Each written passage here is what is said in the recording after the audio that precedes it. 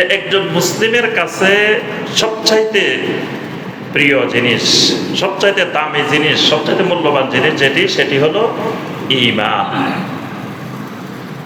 একজন মুসলিমের জীবন যাবে কিন্তু ঈমান দিবে না।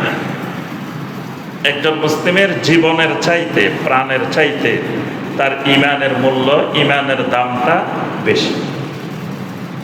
কিন্তু বর্তমান আমরা যদি সমাজের দিকে তাকাই, সবচাইতে সস্তা যে জিনিসটা সেটার নাম ঈমান।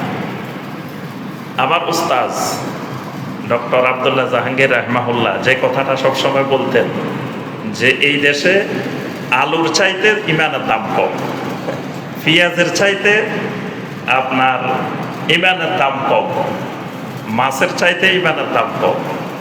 কারণ এগুলো যখন মানুষ বাজারে কিনতে যায় তখন কত যাচাই বাছাই করে, কত সুন্দর করে দেখে। আলু একটা পচা হইলে সাথে সাথে নামাই দেয় যে এটা বাদ দাও। টমেটো একটা পচা হইলে, নষ্ট হইলে এটা টমেটোর যেই বাছা বাছে কেজি 20 টাকা, কিন্তু বাঁচতে বাঁচতে অবস্থা শেষ। তারপরে পেঁয়াজ, রসুন, মাছ কিনতে গেলে কান উল্টাই দেখে, লেজ উল্টাই দেখে, এখান থেকে টিভি দেখে, এখান থেকে টিভি দেখে, কত যাচাই বাছাই। কিন্তু ঈমানের ব্যাপারে কোনো যাচাই বাছাই কিছু দরকার নাই। ঈমানের ব্যাপার বলে আমরা কি জানি? আমরা তো কিছু জানি না।